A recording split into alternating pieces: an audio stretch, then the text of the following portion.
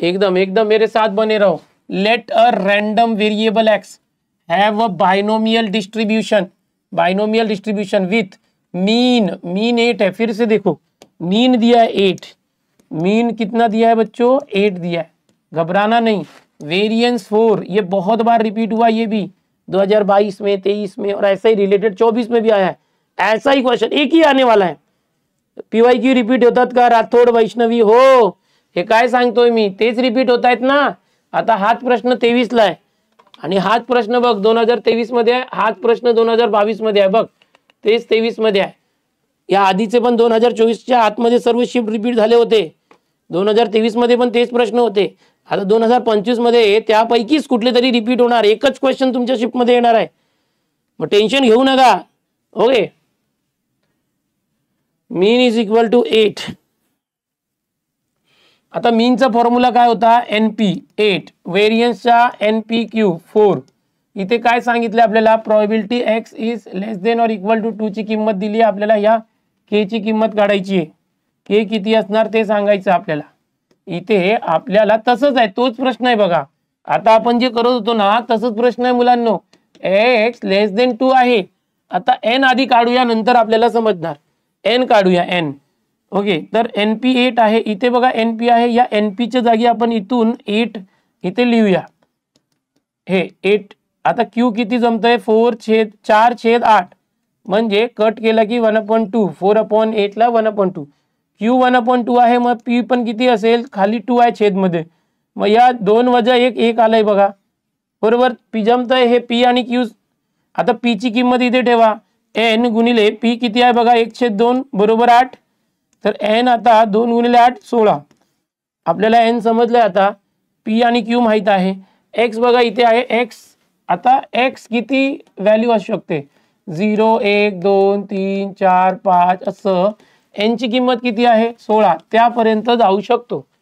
तर आपण काय करूया, इथे आपल्याला इथे सांगितलंय बघा प्रश्नामध्ये, प्रोबॅबिलिटी x लेस देन और इक्वल टू 2, तर 2 पेक्षा कमी किंवा बरोबर बघा, इक्वल टू 2 म्हणजे 2 घ्यायचं, आणि 2 पेक्षा कमी आहे x, 2 पेक्षा कमी म्हणजे 1 आणि 0, या तिघांना घ्यावं लागेल। आता म्हणजे इथे आपल्याला 3 फॉर्म्युला येणार, 0 1 आणि 2, तर घाबरायचं का सर एवढं मोठं 3दा फॉर्म्युला वापरायचं, अरे काय घाबरू नकोस, आता सोप्या पद्धतीने मी सांगतो बघ।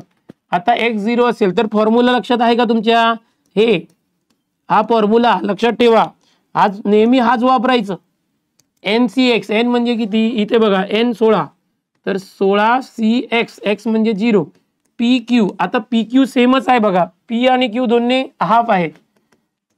ओके, हे 0 0 16 - 0 16, ओके, हे दुसरं 16C1 हाफ हाफ 1, 16 - 1 15, हे 16C2 okay half half half half, हे 2 16 - 2 14, हे असं आलंय बघा।